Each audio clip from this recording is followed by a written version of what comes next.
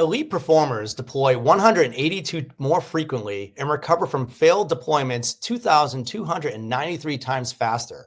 My name is Paul Nashawaty. I'm the practice lead and the principal analyst for the Application Practice at DevOps Research. I'm joined today by Nathen from Google. Hi, Nathen. How you doing? Hey, Paul. I'm doing really well. It's good to see you. You too. It's great to have you on. Why don't you introduce yourself to the audience? Yeah, for sure. Hi, everyone. My name is Nathen Harvey. I lead up DORA here at Google Cloud.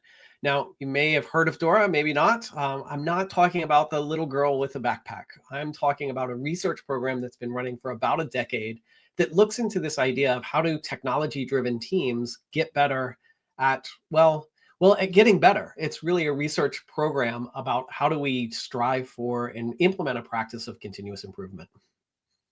Yeah, Nathen, it is incredibly important what we see in these modernization efforts. We see what organizations always looking for new ways to do compliance and measure success. Tell us a little bit more about DORA. Why is it important from your perspective? I know the state of the DevOps report came out, and I know there's a lot of facts here. Tell us a little bit more about why it's important and what are the impacts for the DevOps community. Yeah, for sure. I think DORA is really important because, number one, this research program has been running for over a decade now. And this research uses a lot of really good academic rigor is brought to the research program itself. The way our research works is about once a year, we run a giant survey. We ask a ton of questions to really understand how are technology-driven teams working today and what impacts is that having on their businesses and on their customers.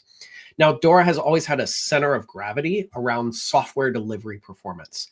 And so many people know the DORA 4 keys, the 4 performance measures that we use to measure software delivery performance. In fact, you quoted them right at the top.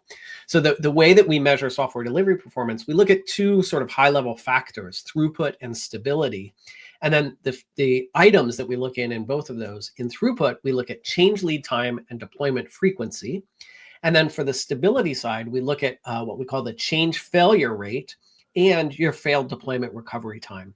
Those both have to do with unfortunately, you've all experienced this. You push something to production and then you shout out an expletive because something has gone wrong. We need to roll that change back or push forward a hot fix. That's what that stability is measuring.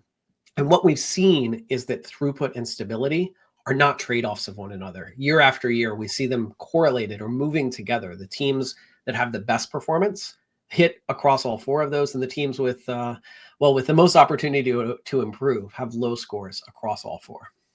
Yeah, absolutely, Nathen. And what we're finding is organizations are really looking to do a couple of things, right? They're looking to accelerate their applications and delivery process, right? So in the cadence of application delivery, we're seeing that 24% of organizations want to release code on an hourly basis, yet only 8% are able to do so. And what we're also finding is DevOps teams are, historically, we're just pushing the big green button, getting the code out the door, right? Without any compliance or metrics or anything to kind of get them going other than get the code out the door. That we found was an issue, right? We saw that as an issue. We see that in the research. Having the key findings from this report and from DORA really helps with that compliance and regulations and alignment, right? And also aligning to the business KPIs. Could you expand a little bit about the key findings and why those key findings are important? Because I think that really helps with organizations trying to really go faster in their approach on delivery. Yeah, for sure. When we talk about accelerating deployments and things like this, and we look at those 4 metrics, right? The important piece of the research is yes, the metrics, but more important than the metrics, I think, are how do teams actually achieve those high levels of performance? And you don't improve your deployment frequency by just mashing the deployment button more frequently. I mean, sure, that will help, but that's not really sustainable and it's not really delivering any more business value. So DORA looks into sort of the capabilities and conditions that allow teams to drive that software delivery performance. Things like this year, some of the things that we looked at include things like change approvals. We look at artificial intelligence, the role of platform engineering, the role of leadership. And we really try to take a comprehensive view of how are these teams improving so that we can provide guidance that is program and platform agnostic, right? We aren't investigating specific tools, but rather, like I said, sort of the conditions and capabilities that are driving that performance. Yeah, that makes a lot of sense. I like what you said, like, mashing that deploy, it kind of increases your stats, right? But it really doesn't help with actual performance and actual results, right? It shows worse results, right? Because, you have these problems. When we look at, you mentioned, AI, right? And of Yeah. course, we can't have a conversation. We're 5 minutes into this discussion. We have to bring up AI because it's important, right? But it's also, also equally important to understand the impact of AI. What we find is in our research, 9 months ago, actually, it was probably a little bit more than that now, but we found that only 18% of organizations were using AI in their production workloads. We reran that study and found that that number jumped in a 9-month span, jumped to 54%. And it's probably much higher now based on the information that we're seeing. The use of AI in production applications is incredibly important. It's also incredibly important within the CI/CD pipeline and the SDLC. But I also think that a human in the loop is incredibly important as well. So can you talk a little bit about the DORA learnings about using AI? Because I think that has a big correlation there. Yeah, first and foremost, our study kind of replicates what you're seeing in that we saw a large majority, over 70% of the organizations that we talked to through our survey are prioritizing AI as part of their sort of corporate mandate. And so that really is a good, strong signal of top-down AI is the thing. But we're also seeing when we talk to developers and practitioners that over 70% of them are using AI in one or more of their daily tasks. So we see this kind of growing from the ground up as well. So that top-down combined with that grassroots movement, AI is really having an impact and is going to be around for a while. Now, what we found as we looked at what are the actual impacts? Yes, of course, adoption is happening, but how is that impacting the overall software delivery lifecycle and these technology-driven teams?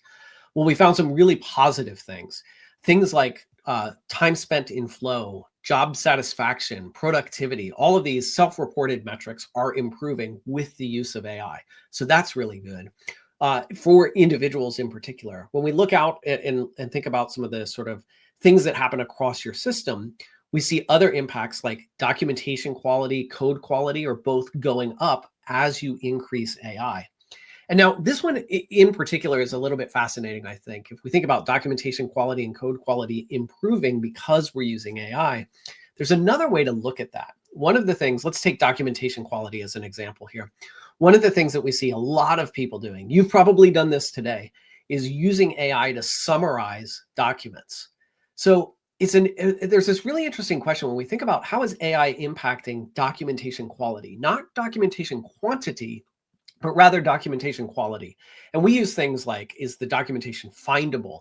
Is it reliable? Is it up to date? Is it something that you reach for when there is an incident? These are sort of our measures of documentation quality. So if we use AI to summarize existing documents, we as the humans in the loop might be getting better utility out of the existing documentation. So in that respect, AI may not be actually improving the quality of the underlying documentation, but it does give me as a user or a reader of that documentation better utility from it. Of course, AI can also be contributing to the quality and quantity of documentation that we have. As a software engineer, documentation and writing documentation was never the top of my priority list. But AI helps with that. It certainly helps a lot of engineers get over sort of that blank page scenario where I don't know where to start. At least AI can get that document started for me. So I think at the end of the day, is it making the existing documents we have better? Or is it helping us get more utility out of the existing documents? The answer is probably yes. It's helping on a little bit of both of those.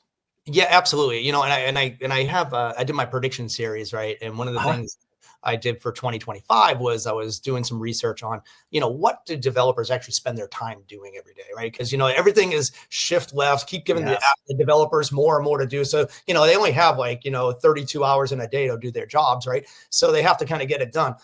But one of the things I was finding out in our research is 24% of their time is actually spent writing code, right? The other, percentage of the rest of their time is spent doing stakeholder review, documentation, code review, whatever it may be. And all that stuff really is an area where AI is going to help accelerate the efficiency, the operational efficiency of the developer. I hate to say, oh, our developers need to be more efficient, because they're doing what they can, right? But like, they have so much on their plate that the tools that are put in place have to be there in order to accelerate their expectations and their goals. So I think that's important.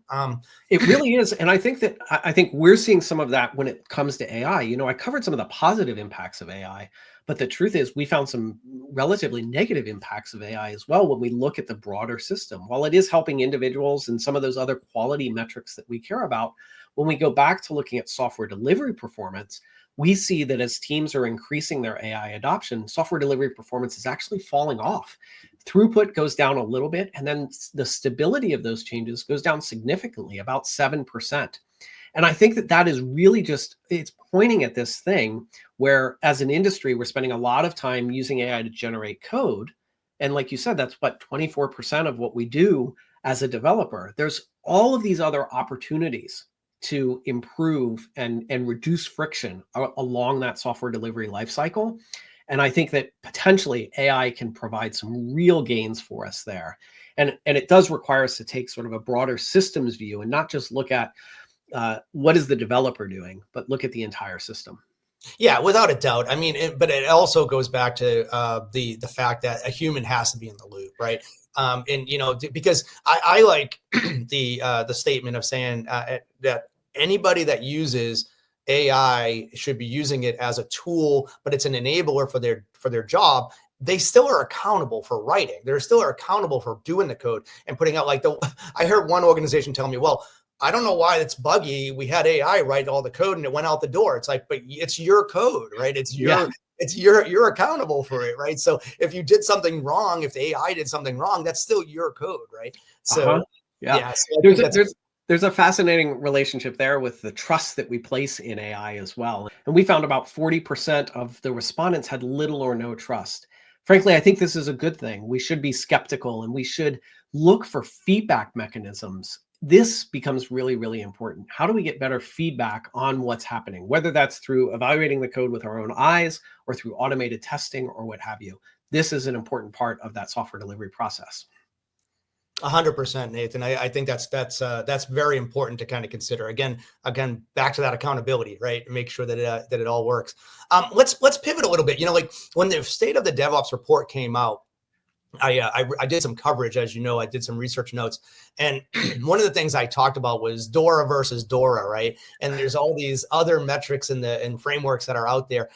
Can you talk a little bit about like why DORA in the context of DevOps is important, and maybe as it impacts the EU regulations of DORA or other things that are out there? Yeah, for sure. So there's DORA, the research program that I'm associated with, and then the Digital Operational Resilience Act, which is EU legislation that really is a compliance policy that firms have to follow.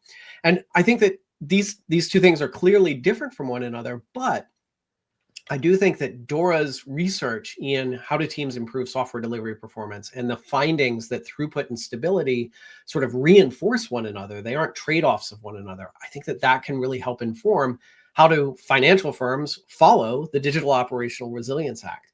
And a lot of the capabilities that we've researched over the years, things like the change approval process, automating compliance controls, things along these lines, are also going to help you contribute to how you're able to follow those DORA policies. So I think it's all very much complementary to one another.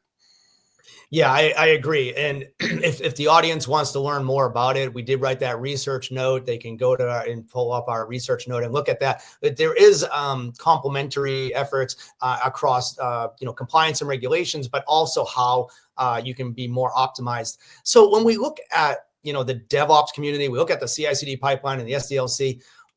Nathan, when we look at all of this, like, what is next? What's happening? I mean, there's so much happening, and acceleration seems to be the focus.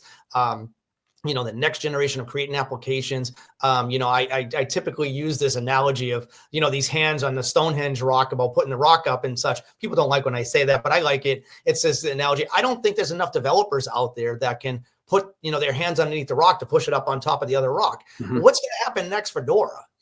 Yeah, and I think that is a big part of it. As DORA, as I mentioned, has had this center of gravity around software delivery performance, and people think DevOps when they hear that. DORA is actually moving well beyond DevOps. Obviously, we're digging into AI and the impacts there, and thinking about things like the developer experience. What is the experience of those developers? How does a platform team or a platform engineering fit into improving that developer experience? And then also, DORA has always had a very solid foundation in the culture of an organization, and really understanding things like the impact of leadership. How do we address failures when they happen? Are we learning from those failures, or are we using those as some way to punish parts of our team? And of course, we don't want to do that. The punishment is not a good idea. So I think that DORA is going to continue to expand and look at other roles across your organization, but also will continue to bring you that sort of academically based, rigorous research to help you identify how our team's improving and use that as ways to help inform exactly what you're doing. In fact, I like to say that you should take the findings from the DORA research and use those as your hypothesis for your next improvement work that you're going to do. Yeah, I love that. And the reason I love that is because it, again, it aligns to some of my predictions for 2025. We see that there's, with low code, no code solutions being put in place, citizen developers are starting to write their own, or, building their own applications using DORA metrics in order to kind of drive that. That's important too, right? Because you want to make sure goals are in compliance and regulations, and you put those guardrails in place so things don't fall off the rails, so to speak. Nathen, this is amazing. There's a lot happening here. I know we threw out to the audience a lot of stats, a lot of numbers, a lot of things, and it's just kind of a small subset of what the report has in it. Where can the audience go to find out more information about this? Yeah, the best place to go is head over to dora.dev. At dora.dev, we publish all of our research. You can download the latest reports that we have, and you can also join the DORA community, which is at dora.community.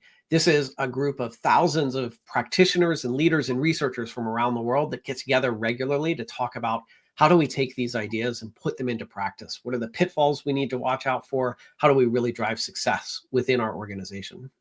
Yeah, I enjoy the community. I enjoy the dialogue there and the collaboration with the folks in the community. It's really, really insightful to me. And Nathen, thank you for your insights today. This has been great. I want to thank you for your time. I also want to thank the audience for watching our session today. There's a lot here to kind of unpack and go through. I know that we just kind of touched on a lot of this, and I know there's a lot to think about here. Regardless where you are in your journey, you can find out the information you need with the DORA report, with the information in our research. So thank you again for watching our time, and thank you, Nathen, for attending today. Thanks so much, Paul. It's good to see you. You too.